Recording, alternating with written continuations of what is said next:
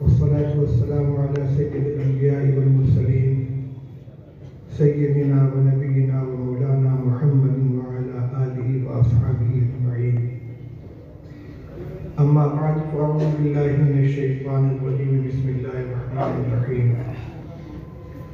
وأما بنعمة ربك فحدث. صدق الله العلي العظيم. محترم صدر اجلاس حضرت ناظم مومی مولانا محمد شاہد صاحب، اساتذہ گرامی قدر، مہمانان عظام اور طلبہ عزیز، آج کا دن مدرسہ مدارالعلوم سہارنپور کی تاریخ میں ایک زرعی دن ہے، انتہائی خوشگوار اور مسرت لمحہ ہے کہ حدیث نبوی علیہ صاحب السلام کے تعلق سے جس عظیم خدمت کی اللہ تعالیٰ نے اس ادارے کو توفیق عطا فرمائی، اس کی شکر گزاری اور اس کے تعارف اور اس خدمت کو مزید بارآور اور مفید بنانے کے لیے یہ اجلاس منعقد کیا گیا ہے۔ ایک ہے علم حدیث درایتاً اور ایک ہے روایتاً۔ ہمارے مدارس میں عام طور پر درس نظامی کی تکمیل دورہ حدیث شریف کی شکل میں ہوتی ہے، جس میں اگرچہ حسب گنجائش 6 سے لے کر 10 تک کتابیں پڑھائی جاتی ہیں، لیکن عموماً ان کتابوں کے دوران درس گفتگو کا محور فقہی نقطہ نظر ہوتا ہے۔ یوں کہہ سکتے ہیں کہ دور حدیث میں پڑھائی جانے والی کتابوں کو درایتاً پڑھایا جاتا ہے اور وہ فقہ الحدیث کا عنوان بننے کی مستحق ہے۔ ان مسائل میں ائمہ مجتہدین کے کیا اختلافات ہیں، کیا دلائل ہیں؟ ہمارے نزدیک قابل ترجیح کون سا مسلک ہے، کون سی روایت ہماری معتمد ہے اور کون سی روایت وہ ہے جو بظاہر خلاف ہے، اس کی کیا توجیہ ہے؟ ہر مسلک والے اسی انداز سے درس دیتے ہیں، لیکن فن حدیث کا جو باقی حصہ ہے، جو اصل علم الحدیث کا خلاصہ ہے، اس کا مرکزی حصہ ہے، یعنی اسماء الرجال، طبقات روات، جرح و تعدیل، مدارس الروات، محدثین کے خود اپنے مراتب، جرح و تعدیل کے جو درجات ہیں، اختلاف کی شکل میں تطبیق یا ترجیح کی کیا شکل ہو، جو مجموعہ حدیث ہیں ان کے کیا درجے ہیں، یہ بہت سے مباحث ہیں۔ اسی طرح اصول حدیث سے متعلق ہمارے نصاب تعلیم میں صرف شرح نخبۃ الفکر پڑھائی جاتی ہے، باقی فتح المغیث ہے، علوم الحدیث ہے اور حدیث اصول حدیث کی دوسری کتابیں ہیں۔ نہ ان کی گنجائش ہوتی ہے، نہ ان کی طرف توجہ ہوتی ہے۔ اس لیے جس طرح فقہ کی تعلیم کے بعد فتاوی اور تدریب افتاء کا تخصص کا کورس ہوتا ہے، ادب کے بعد تکمیل ادب، پھر تخصص فی ادب کا کورس ہوتا ہے، اسی طریقے سے ضرورت تھی کہ حدیث کے اندر درک پیدا کرنے کے لیے، مہارت حاصل کرنے کے لیے تخصص کا شعبہ قائم کیا جائے۔ اللہ تعالیٰ نے اس میں اولیت کا صحرا مدرسہ مدارالعلوم کو عطا فرمایا۔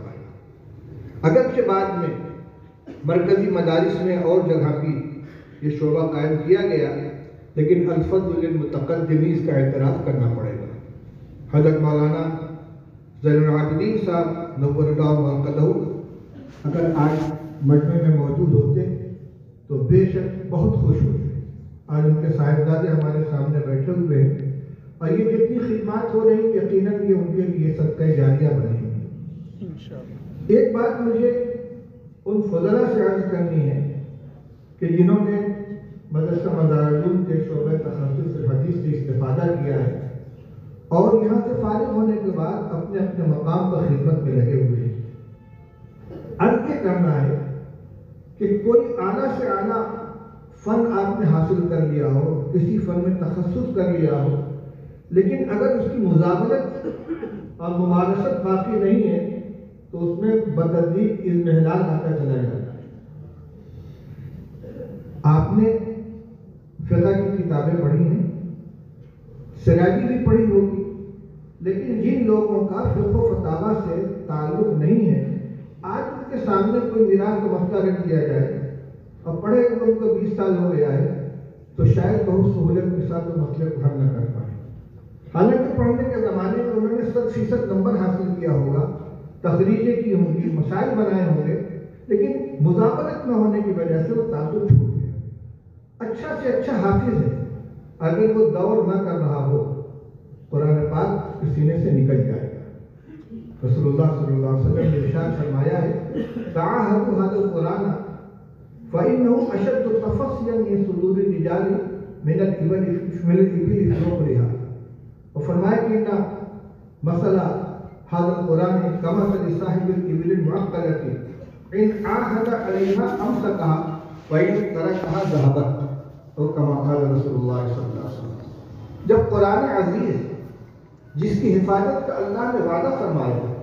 اور جس کی حفاظت یقیناً نبی کریم صلی اللہ علیہ وسلم کی امت میں ہونے کی کرامت اور آپ کا یہ معجزہ ہے، جب اس کے اندر بے اعتنائی کی وجہ سے کمزوری پیدا ہو جاتی ہے تو ہماری یہ فضلہ جنہوں نے بڑی محنت سے 2 سال خرچ کر کے اس فن میں تخصص حاصل کیا ہے، اگر انہوں نے اس فن کو اپنا اوڑھنا بچھونا نہ بنایا اور کسی نہ کسی طرح اس سے اپنے تعلق کو باقی نہ رکھا تو وہ تخصص صرف سرحد تک محدود ہو کر رہ جائے گا۔ اس لیے اپنے اساتذہ سے، اپنے مربیان سے جن کے زیر تربیت رہ کر تخصص کا یہ سنہرا موقع آپ کو ملا ہے، ان سے رابطہ کر کے ان سے مشورہ لے کے اپنے لیے کوئی نہ کوئی کام تجویز کریں، کوئی نہ کوئی موضوع تلاش کریں۔ جیسے ڈاکٹریٹ کرتے ہیں اس کالج یونیورسٹیوں کے اندر، کوئی ایک موضوع لے لیتے اس کی تیاری کرتے ہیں، اسی طریقے سے آپ حدیث کی روایتی حدیث سے متعلق کسی مخصوص حدیث یا کسی موضوع سے متعلق احادیث، ان کے متون کی تحقیق، ان کے درجات کی تعیین، ان کے روات کی تحقیق، اس پر کام کریں، اور وہ یقیناً آپ کا ایک کارنامہ ہوگا اور آپ کے لیے اور آپ کے مرکز علم کے لیے، آپ کے مادر علمی کے لیے نیک نامی کا ذریعہ بنے گا۔ آج کے دور میں جو عصری یونیورسٹیاں ہیں، میں انگریزی اسکول کی بات نہیں کر رہا ہوں، عرب ممالک کے اندر، سعودیہ میں، خلیج کے اندر، امارات وغیرہ میں، آج کمپیوٹر پر بیٹھ کے کتاب لوڈ کی، یہاں سے وہاں سے وہاں سے نقل کیا، اس کے بعد ڈاکٹر صاحب بن گئے، ایک کتاب سامنے آ گئی۔ آپ کو جو انداز سکھایا گیا ہے، ہمارے بزرگوں کا جو طریقہ رہا ہے، اپنی ذاتی محنت سے، اپنے مطالعے کے ذریعے چیزوں کو اخذ کرنا ہے۔ میں آپ کو مثال دیتا ہوں، محدث کبیر حضرت مولانا حبیب الرحمن صاحب عالم نظر اللہ مرقدہ، انہوں نے جس زمانے میں مصنف عبد الرزاق کی، المطالب العالیہ کی، مستدرک حمیدی کی، سنن سعید بن منصور کی، مصنف ابن ابی شیبہ کی تحقیقات کی ہیں، وہ نہ کمپیوٹر جانتے تھے، نہ کمپیوٹر کا چلانا جانتے تھے، نہ مکتبہ شاملہ کو اس زمانے میں موجود تھا۔ پانی پتا پانی کیا ہے، شب و روز جاگے ہیں، محنت کی ہے، اللہ نے قوت حافظہ کو اس طرح کا عطا فرمایا تھا۔ تو یہ کہیں سے یہاں سے وہاں سے لے کر ڈاکٹر بن جانا بہت آسان ہے، لیکن اساتذہ کی نگرانی میں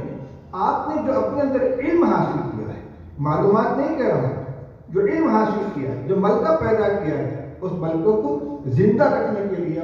مزید ترقی دینے کے لیے آپ اسے کام لیتے رہیں۔ کچھ دنوں میں مختصر صحیح آپ کو کوئی کارنامہ سامنے آئے، پھر آپ اپنے اساتذہ کے سامنے پیش کریں، ان کی نگرانی میں تیار کریں، ان سے اس کے اوپر تائید کروائیں، اور کوئی ایسا انوکھا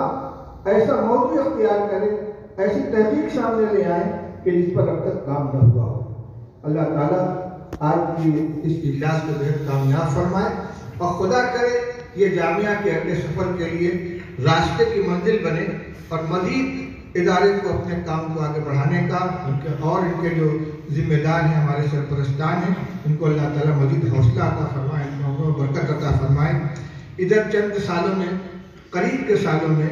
جس رفتار سے ہمارے اکابر اور مشائخ دنیا سے رخصت ہوئے ہیں، دارالعلوم دیوبند ہو یا مدارس سہارنپور ہو، حضرت شیخ یونس رحمۃ اللہ علیہ، حضرت مولانا سلمان صاحب رحمۃ اللہ علیہ، حضرت مولانا طلحہ صاحب رحمۃ اللہ علیہ،